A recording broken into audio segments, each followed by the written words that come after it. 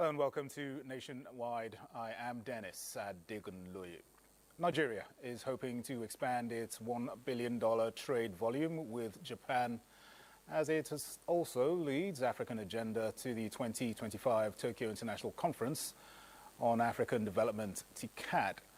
President Bola Tinubu, in his first appearance, is leading Nigeria's delegation to the 9th edition of the conference opening on Wednesday in Yokohama. We'll bring you this report in the course of the bulletin. It's 19th of August and the world today marks Humanitarian Day, a time to honor those who help others and to stand with the millions of people whose lives hang in the balance. In this report, Ruth Aguele takes a look at government interventions in bridging gaps from humanitarian crises. They're called to serve. Service for humanity, providing succor to vulnerable groups in war-torn regions or disaster-torn communities. Today, the world celebrates their doggedness, resilience in the face of adversity, as they continue to strive for a better society. It is the World Humanitarian Day, a day to recognize and honor humanitarian workers while promoting advocacy to meet humanitarian needs globally. For Nigeria, the growing concern for displacement that continues to breed as a result of natural and man-made disasters continues to wreak havoc across communities, poses concern for the humanitarian actors. Nigeria is bleeding, particularly in this area of displacement. For a country to have 6.7 Nigerians being displaced, you know that the magnitude is alarming. We have developed and redirected the focus of the ministry towards providing durable solutions. The National Social Registrar should not be a permanent destination. So also our IDP camps should not be where people remain there permanently. People staying in camp for more than 10 years, I don't think is acceptable. This year's message on strengthening global solidarity and empowering local communities is a call to action for nations to adopt global approach by empowering communities to become self-reliant and build resilience, and the federal government, through the Ministry of Humanitarian Affairs and Poverty Reduction, are taking deliberate steps to empower vulnerable groups through its diverse initiatives from skills to grants. To ensure that, one, there is emergency intervention fund that Mr. President granted approval to augment what is currently ongoing, to also work with the international community like the European Union. In the next few days, we are going to reach out to almost 2,199,000 91,000 Nigerians with a rapid cash transfer that will be to the tune of almost 54 billion through the National Social Investment Program Agency, the NSPA, through our government enterprises and empowerment program. We are going to reach about 21,000 Nigerians who are going to be engaged during the dry season farming. They will be given a soft loan that is collateral free. As the world celebrates this day, it is a call to action to protect those who really matters, who put their lives on the line. And for those who bear the brunt, it is a time for all to act for humanity. In Abuja, Ruth Aguele, NTA News. And as resources are shrinking globally and malnutrition increasing, the United Nations Office for the Coordination of Humanitarian Affairs has called on key players to support government efforts to save millions of lives in the face of humanitarian crises. This was emphasized during a stakeholders' engagements in partnership with the Ministry of Humanitarian Affairs and Poverty Reduction to mark activities in Abuja. Here again is Ruth Aguele. It's been 22 years since the attack of aid workers in Baghdad that saw the birth of the World Humanitarian Day by the United Nations. And these humanitarian actors have gathered to not just honor aid workers, but advocate for the protection of humanitarian workers, strengthen collaborations, enhance interventions to mitigate shocks, and bridge gaps that put a strain on humanitarian interventions in Nigeria. Humanitarian financing is collapsing. We must therefore transform a humanitarian operation to be more efficient, more transparent, and more accountable. If we succeed in this reset, communities will not only recover, they will lead. Aid dependency will decline. Humanitarian emergencies will become the exception, not the norm. Recognizing the challenges faced in meeting humanitarian needs across the country, the ministry reiterates federal government commitment to restore livelihoods to vulnerable groups to change the narrative through durable solutions. The ministry is committed to developing humanitarian policies, providing effective coordination of national and international humanitarian intervention, and implementing emergency-related policies. We are working to ensure that efforts are inclusive, sustainable. We urgently call for the protection of humanitarian workers. A joint action by all parties, with a pledge to build safe societies through peace initiatives and commitment to prioritize life-saving humanitarian interventions and restore hope among vulnerable groups across the country. In Abuja, Ruth Aguele, NTA News. Meanwhile, the Defence Headquarters, in a significant move to strengthen civil-military relations and foster trust with host communities in Nigeria, has extended humanitarian and medical services to residents of Paduma, a community located within the Federal Capital Territory, Abuja. Defence correspondent Olajide Bello reports that the outreach program held under the Civil-Military Relations Initiative is in line with the command philosophy of the Chief of Defence Staff, General Christopher Musa. The sun decided to shine brighter at Paduma community as the Defence Civil Military Relations and the Defence and Police Officers Wives Association brought vital health services and essential supplies directly to the doorsteps of the people, many of whom lack easy access to basic health care and social support. According to the Defence Headquarters, the initiative is part of ongoing efforts to promote peace, stability and mutual trust between the armed forces and communities across Nigeria. By prioritizing humanitarian efforts alongside security operations, the military hopes to deepen public cooperation, which is crucial in addressing internal security challenges. The Chief of Defence Staff, General Christopher Musa, takes humanity and human security as one of his focal points. So noting that the world celebrates the World Humanitarian Day worldwide today, he made it a point of duty for us to identify a community and send palliatives to them, just to show them love, to show them empathy. By the time you show love, others copy what you're doing. And if we live with love, then the world goes around, there's peace. Especially these soldiers, they have been trying for us. If there's any emergency, we normally call them and they'll assist without delay or wasting time. They are trying. I feel very, very fine because my eye is paining me. Today they give me eyeglass. The Paduma outreach stands as a testament to the Defence Headquarters' commitment to national unity, peace building and inclusive development. Olajide Bello, NTA News. Let's turn our attention to other news now. The Nigeria Governors Forum is strengthening partnerships with key players across sectors to trigger economic activities through project financing that will secure credible investment opportunities for states. This is gradually coming to fruition at the official launch of Investopedia as a pool of investment vehicles to deepen and widen cash inflows for rapid growth and transformation. Abubakar Akwanga reports. From the center of the organized private sector in Lagos, Nigeria, to the Asian commercial city of Kano, and from the oil-rich state of Rivers to the food basket in Benue, the potential goes beyond geopolitical spread. Now, Chairman Nigerian Governors Forum Abdulrazak Abdurrahman said 36 state governors under the initiative of Investopedia are pioneering and steering the wheel of investment within and outside the country for sustainable economic growth and development. To serve as a one-stop for investors, providing credible, transparent, and curated pipelines of projects across all the 36 states of the Federation.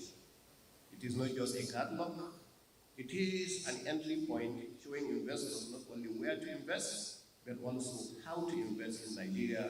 We are no longer just discussing potential, but presenting bankable pathways for global, African, and domestic capital to flow into our states.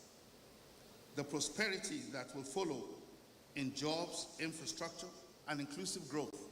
Captains of industry and accomplished business partners described the move as inspiring in driving a thorough process that will open a new vista of investment at subnational, through continental and global trade frameworks. The Aspect Initiative convenes governors, premiers, mayors, and other sub-sovereign leaders across the African continent to facilitate the implementation of the African Continental Free Trade Area Agreement. Like the United States, Nigeria's strength comes from our states and local communities. Also, we establishing resilient healthcare programs. Unlocking private and public capital in utilizing resources, a catalyst for building solid infrastructure and creating millions of jobs for the future, as aptly captured in the theme Nigeria's Investment Gateway. In Abuja, Abubakar Akwanga, NTA News.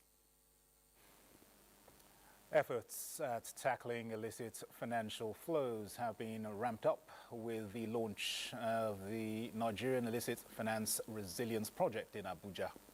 Nneka Okoh reports that the initiative, spearheaded by the African Network for Environment and Economic Justice and NIJ, has the buy-in of other relevant stakeholders. The project targets the corruption, money laundering and terrorism financing that drains billions from the nation's economy. Experts say illicit financial flows remain a major barrier to Nigeria's development, depleting resources meant to energize key sectors of the nation's economy.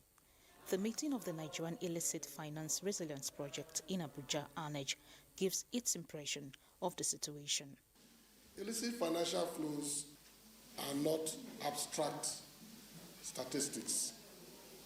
They represent stolen opportunities, lost revenues in cash and kind, opportunities to build schools, hospitals, roads, jobs, and the chance to address security challenges. Despite this grim reality, Nigeria has made strides in tackling financial crimes, recovering significant assets through frameworks like the United Nations Convention Against Corruption and international agreements. But like a stubborn weed, challenges persist. The country's placement on the Financial Action Task Force grey list in 2023 highlighted deficiencies in its anti-money laundering and counter-terrorism financing frameworks. Since then, Nigeria has addressed 13 of 15 action items, including establishing a beneficial ownership registry and improving interagency cooperation.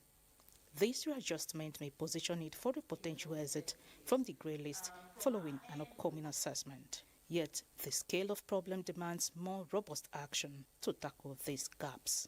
As you know, the Anti-Corruption Agency plays a major role to stop illicit financial flow.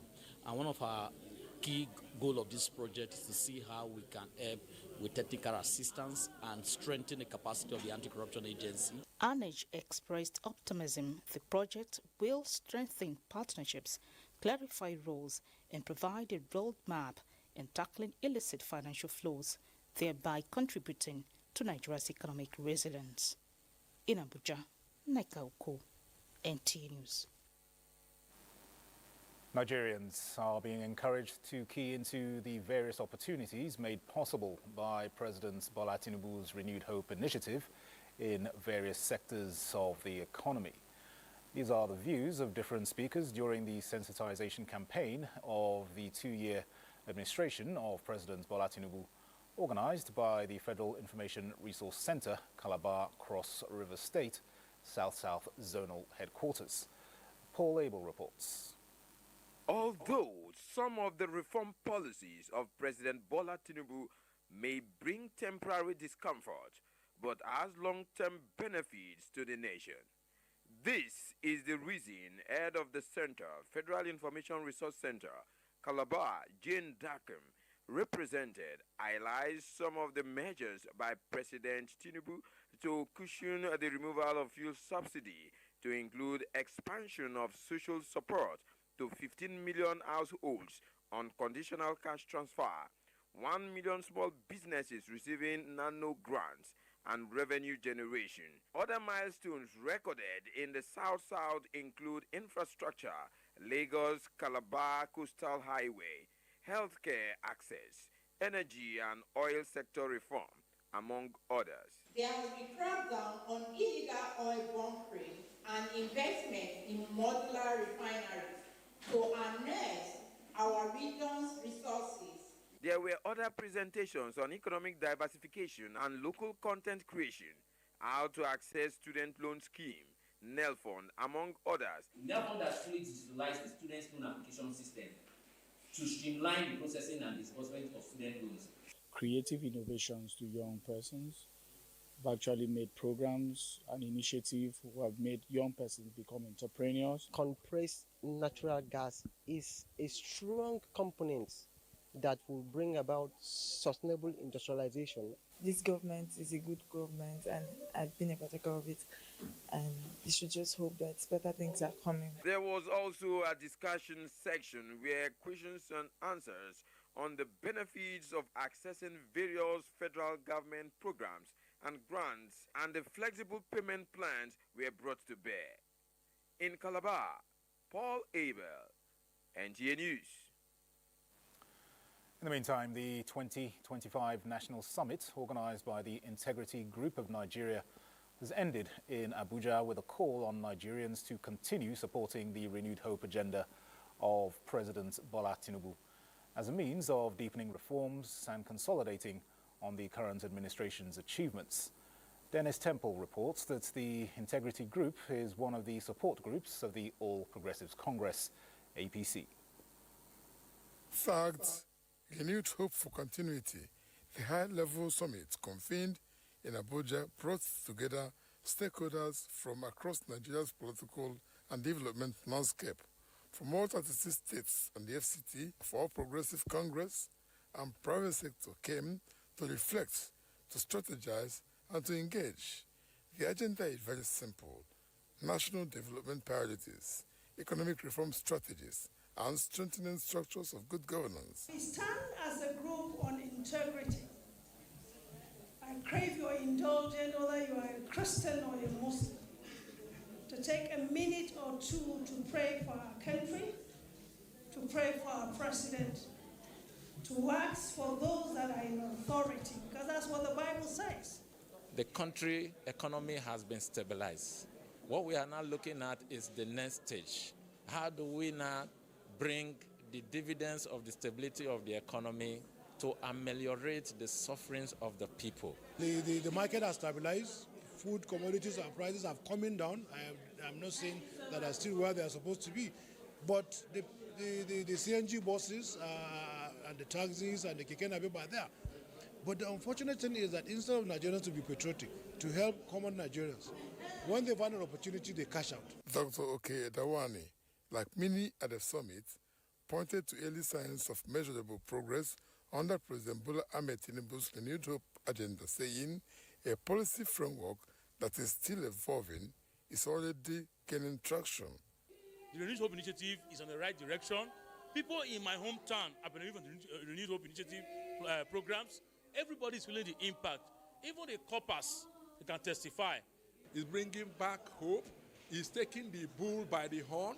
He's not referring to issues in the past or how the past was governed. He promised Nigerians that he will come to the saddle and take responsibility. That he has done. The summit acknowledged efforts by the administration in tackling persistent challenges, particularly in economic recovery. One of the key moments was the official unveiling of a summary compendium. As Nigeria continues to navigate its economic and social terrain, forums like this, they say, reflect a growing consensus that sustained reform and unified political will are essential for long-term progress. In Abuja, Dennis Temple, NTA News. Now, the Federal Capital Territory Administration has resolved to sustain the ongoing city cleanup of miscreants and other undesirables under the exercise codenamed Operation Sweep. This is the fallout of the FCT Security Committee meeting held at the FCT Minister's official residence in Abuja. In this report, Onoze Yakubu brings us up to speed on the outcome of the meeting chaired by the FCT Minister Nyesom Wike. Operation Sweep was set up to rid the nation's capital city of all forms of nuisance. This FCT security meeting is to assess the pains and gains of the exercise. Briefing the media after the meeting, the FCT Commissioner of Police, Ajao Sakadewale, reiterated the need to sustain the momentum with emphasis on clearing all shanties, beggars, and destitute posing threats to lives.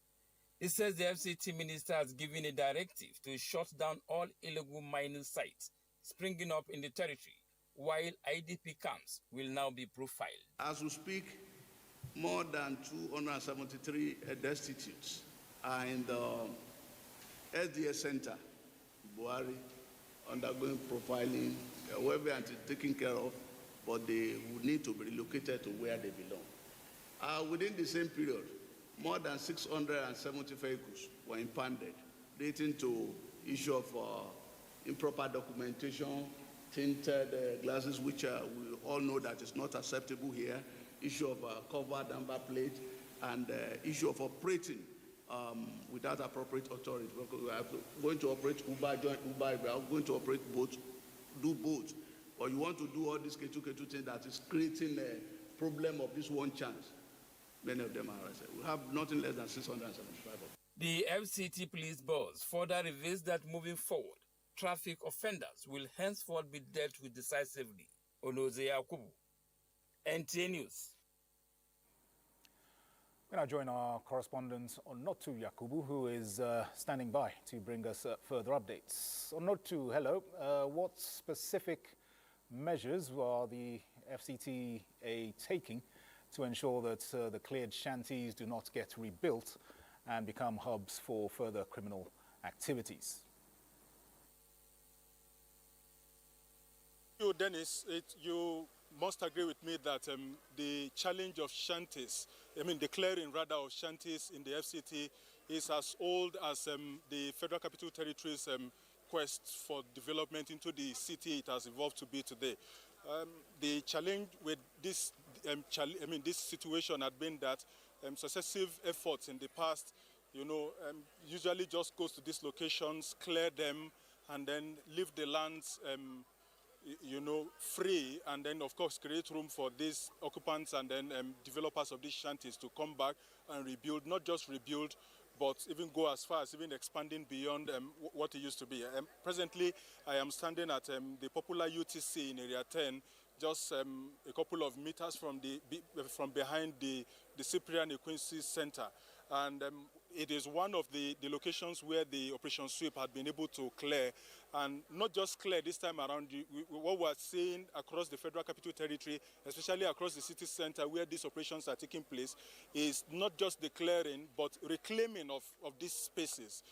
Where I am, for those who are familiar with this environment, and then this behind where the location is, it used to be one filled with shrubs behind me, but these trees are now have been taken down. And not just taken down, part of efforts to particularly reclaim this place and ensure that it does not go back to what it used to be is the fact that there is an ongoing fencing of the land, in fact, completely fencing the land to reclaim it for either the FCT administration's use or private occupation, and to a large extent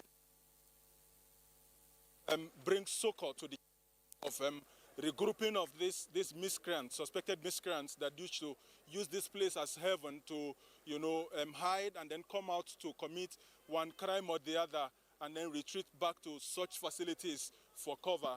So there is deliberate efforts now, not just with the operation to clear out these shanties, they are being cleared, and at the same time, there is also effort to secure these spaces by fencing them and then probably, of course, even channeling them to more productive use for the benefit of the FCT and the entire nation at large. So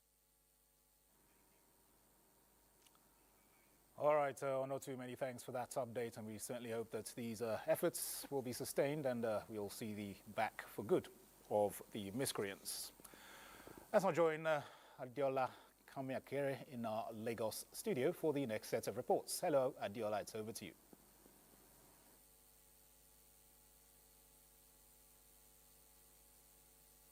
Thank you, Dennis, and welcome to Lagos. Individuals and organizations through this year's Humanitarian Day are uniting to support aid workers driven by the theme strengthening global solidarity and empowering local communities to enhance disaster response, access to essential services, and to save lives. Adejoke Odeka will tell us more about it.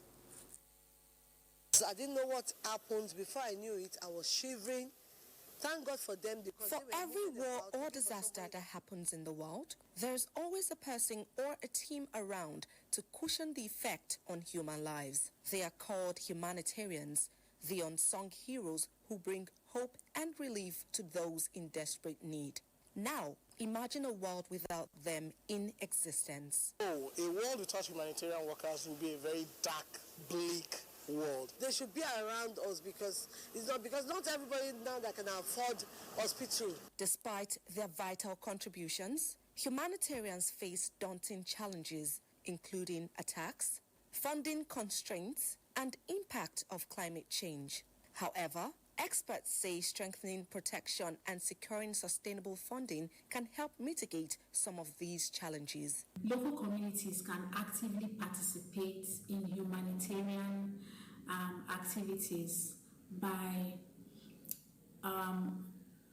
also providing, their skills, providing resources.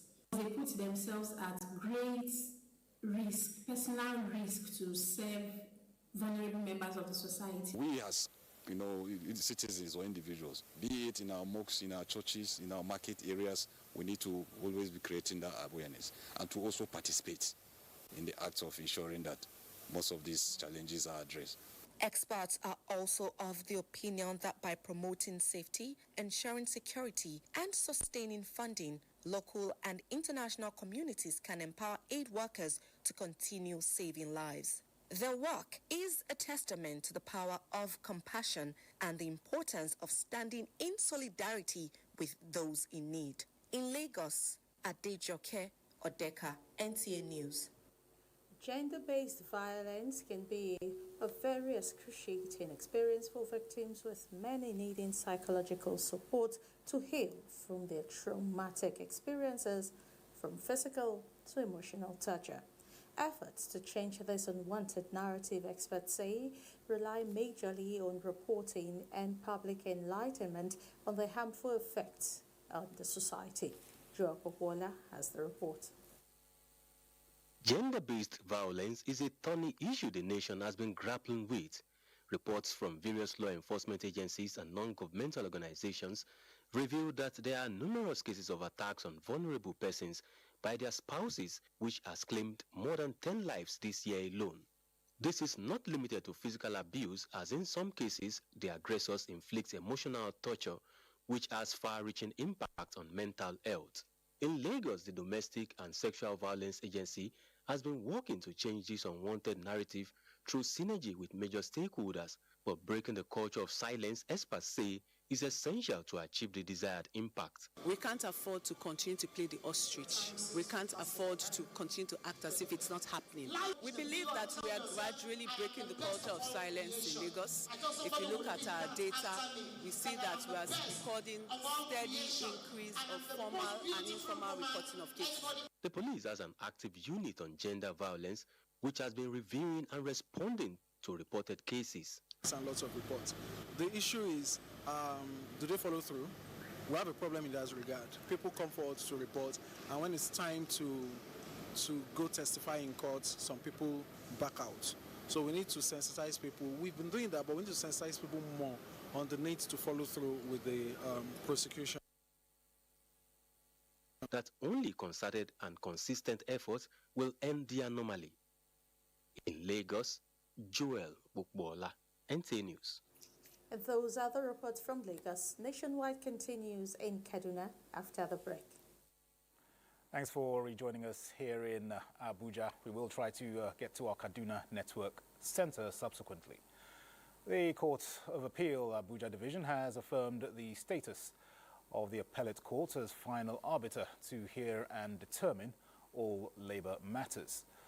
The clarification came to the fore as the Intermediate Court dismissed an application by the Kogi State government to obtain a stay of execution on a judgment which was given in favor of former Kogi Deputy Governor Simon Achuba, that the Kogi State government should pay 1.07 billion naira salary arrears owed to him while in office.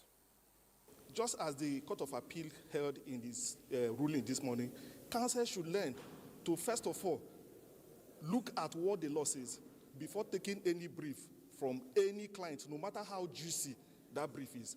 What is the position of the law? You have to advise your client on what the law says. It ordered counsel to the Kogi State government to pay 3 million naira to the respondent Simon Achuba before any further step is taken on the matter, saying the counsel apparently did not guide his clients properly on the matter.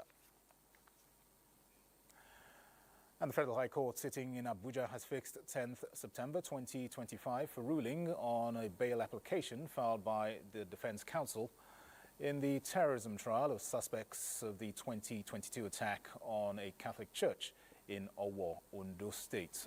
Chukwunonso Nwabweze reports that the court also granted the prosecution counsel's witnesses protection application. At commencement of the day's proceedings, the prosecution counsel Callistus Eze informed the court that Ayodeji Adedipe, senior advocate of Nigeria, has appealed for the fiat of the Attorney General of the Federation to take over the matter as the lead prosecution counsel, prompting his application for an adjournment to ensure the completion of the process. He also prayed the court to grant a motion ex parte on witness protection filed on the 14th of August 2024 in pursuant to Section 73, subsections 1, 2, 3, and 4 of the Terrorism Prevention and Prohibition Act 2022. Without any objection by the defense counsel Abdullahi Muhammad, the trial judge, Justice Emeka Nwite, granted the prosecution counsel's prayer. On the issue of motion on notice for bail application filed on the 11th of August 2025, the defense counsel informed the court of their willingness to go on with the motion despite receiving a counter affidavit from the prosecution counsel. He urged the court to grant bail to the 5 defendants on the grounds that he is supporting his motion with 2 paragraphs of affidavit deposed to by a litigation secretary in his law firm, alleging that more than 3 years since the arrest of the defendants, he nor their relatives have been able to have access to them as against what was granted by the court.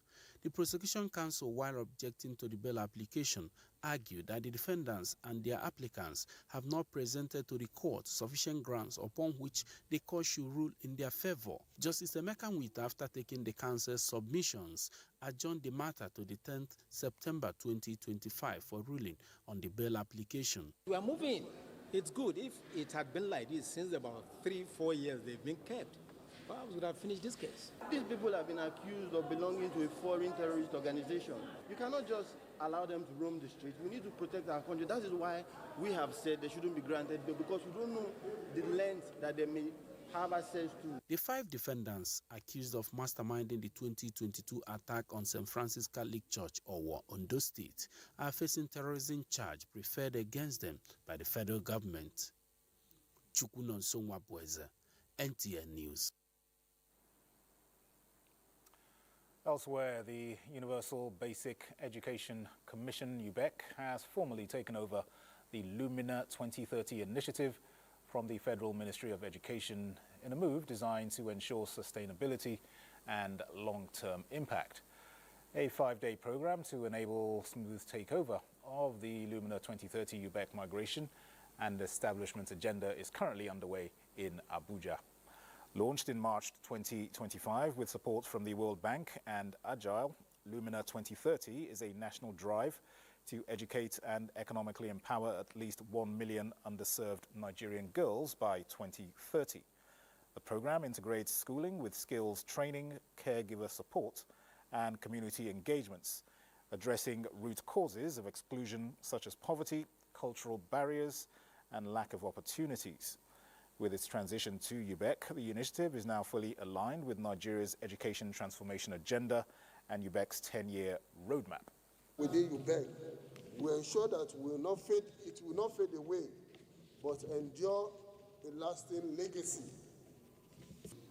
It offers an opportunity for deeper collaboration with stakeholders, more flexible operation, and enhanced capacity to mobilize resources and deliver impact. The Commission pledges strong partnerships with state governments, civil society, the private sector, and local communities with emphasis on accountability and measurable impact. Meanwhile, the process of implementing the much talked about dual mandate of degrees and national certificates of education has commenced with a national summit in Abuja on its operationality. The mandate is being spearheaded by the National Commission for Colleges of Education, Committee of Provosts, and the trade unions. Here's the report. It's colleges of education partnered with universities to offer degree programs. And this does not come without its challenges. However, the story is set to change. Today, with full legislative backing and the Federal Colleges of Education Establishment Act No. 43 of 2023, signed into law by President Bola Tinubu, colleges of education now have the autonomy to run NCE and degree programs concurrently, with the aim of producing graduates well equipped to meet the education needs of the society. This summit provides the ideal platform to reflect, dialogue, and the exchange of ideas among policymakers, academics, and practitioners. The significance of this reform cannot be overstated. It will expand access for student teachers while producing graduates with both NCE and BEd qualifications, thereby making them more competent and versatile. This innovative approach has the potential to increase access to quality education, improve lecturers, teachers' quality, and promote national development. We may encounter practical challenges on the field challenges. For the National Assembly, we are always there, as we have always done. To commemorate the implementation of the dual mandate system, awards of recognition were presented to the Ministers of Education and the Governor of Niger State for their commitment in advancing teacher education in Nigeria. All right, Comfort Saim is in our Enugu Network Center for the next set of reports. Hello, Comfort. Over to you. Please and welcome to Enugu Network Center. To mitigate and reduce the impact of flood on human and environment, there is need for a multifaceted commitment from relevant stakeholders and residents of flood-prone areas. This was the submission of stakeholders at a flood awareness campaign organized for Banko community in a Niri local government area, one of the flood-prone communities in Enugu State. The report is here presented. Flood is a natural disaster which has adverse effects that can result to the loss of lives and property. To mitigate the effects of flood on prone areas, the Nigerian Red Cross Society, in collaboration with other stakeholders, organized flood sensitization exercise for the people of Okbanko community in Aniri local government area to enlighten them on safety measures such as moving to higher land and raising alarm on early warning signs of flood in their area. The program coordinator, Gloria Kwayanga, the International Federation of Red Cross of Nigeria, and other stakeholders from Enugu State say the exercise is to bring all the stakeholders together to help in the preparation for early evacuation to prevent the adverse effect of flood disaster. This is more or less like an early warning, early action that the communities need to take when flooding is anticipated in their communities. So we are doing this simulation to make sure that the stakeholders have all their equipment ready. What we are here doing today is to show them practically in a kind of drama on how to protect themselves whenever there is floods. Members of the community commended the stakeholders for the visit, which acquainted them with the prerequisite skills and knowledge to combat flood. The Red Cross is a humanitarian organization that provides emergency assistance and disaster relief to those in need. In Nigeria, the Nigerian Red Cross Society, NYSC, works closely with the International Committee of the Red Cross to deliver essential services. The Director General, National Youth Service Corps, NYSC, Brigadier General Olekunle Nafiu, says the scheme, through the one-year program, has remained a veritable tool to promote national unity and develop skills among youth while fostering development of Nigeria. The DG was speaking during a visit to the NYSC temporary orientation camp in Udi, Enugu State. Chimaroke Ugu reports. To General National Youth Service Corps, Brigadier General Olakunle Nafiu was at the orientation camp for an on-the-spot assessment of the facility to interact with corps members and to reaffirm the federal government's commitment to the safety and welfare of corps members during their service here. The DG urged the corps members to take advantage of the skill acquisition and entrepreneurship development initiative of NYSC to achieve self-reliance during and after the one-year program. Government places premium on youth and leadership development to build this critical mass that will reason and plans towards reviving our economy, reviving our educational sector, and building a better and greater nation. The state coordinator of NYSC in Enugu commended the efforts of the Director General for improved welfare of corps members and staff across the nation. She also applauded Governor Peter Mba's unwavering support towards the success of the scheme in Enugu. Your presence here exemplifies your steadfast commitment to one of your core policy trusts, ensuring the welfare of corps members and staff across the country. This set of corps members have demonstrated a commendable eagerness to embrace mentorship and integrate into the NYSC scheme. The National Youth Service Corps has remained a platform for young graduates to contribute to nation building. In Enugu, Chimaroke Ugu, NTA News. All right, we'll try and get Makurdi in our subsequent bulletin. Let's now take you to our top story, where the report is now ready. Nigeria is hoping to expand its $1 billion trade volume with Japan as it also leads the African agenda to the 2025 Tokyo International Conference on African Development, TICAD. President Bola Tinubu, in his first appearance, is leading Nigeria's delegation to the 9th edition of the conference, opening on Wednesday in Yokohama. Here is State House correspondent Musbah Danmahab. Japan-Africa partnership born in 1993 is set to witness a new approach toward addressing developmental issues on the Black continent.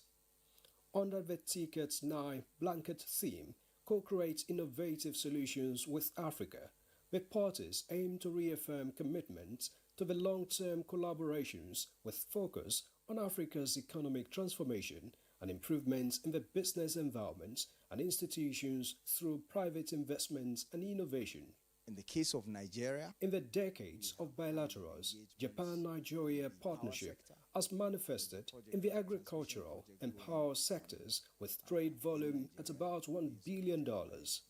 And of course, Nigeria exports huge amounts of hydrocarbons to Japan. So we're looking to expand that. You need an industrial base, which is what Nigeria is trying to achieve, which is what President Tinubu is committed to. And that way we can create those jobs for our teeming youths, tackle the issue of unemployment, and of course the macroeconomic reforms of President Tinubu are already in progress, and we're beginning to feel the positive effects. Continental and global politics are also at stake, as Nigeria is hoping for the support of the third largest economy in the world as it aims to strengthen its leading role in Africa with aspiration for seats in global organs, including the United Nations Security Council. So that it leads the way in providing that restructuring of the global financial architecture so that the whole continent would benefit, so that Africa would benefit, and we need to be on the decision-making tables of the world, which is why we need that position in the United Nations Security Council. President Bola Tinubu in Yokohama is expected to lead African Voice at the conference in addition to bilaterals and meetings with chief executive officers of some Japanese companies with investments in Nigeria. In Yokohama, Musbao and Wahab, NT News. All right, we can now join our Makadi Network Center. Here is Fatima Hassan. Hello, Fatima. Dennis, and thanks for joining us in Makudi. Journalists in Benue State have received improved oil palm seedlings, courtesy of the state governor, Hyacinth Alia. The initiative is aimed at sustainable economic intervention that will create jobs, boost industrial growth, and strengthen household income. Blessing Omeche Ebute has details. Since the inception of the present administration, Benue State Governor Hyacinth Alia has demonstrated a commitment to improving agriculture in the state through various initiatives. These include providing subsidized farm inputs, streamlining market practices, and investment in climate-smart agricultural practices. The distribution of improved palm seedlings to journalists in Benue State is in fulfillment of the governor's commitment in transforming the state from the food basket of the nation into the industrial basket of Nigeria. For sure, this vision is no distant. We transform Benue into a leading hub for oil palm production and lift thousands of families out of poverty.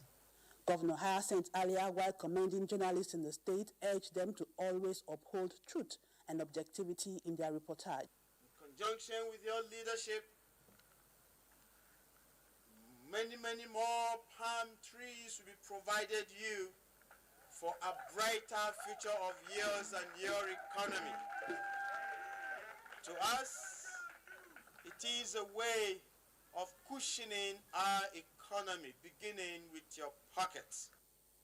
Governor Alia announced several interventions for the NUJ, which include the settlement of the union's outstanding 12 million naira dues to its national body, renovation of the NUJ house in Makudi, with the provision of a utility bus to ease the union's mobility challenges, and also the consideration of weigh-in allowances for journalists in government-owned media organizations.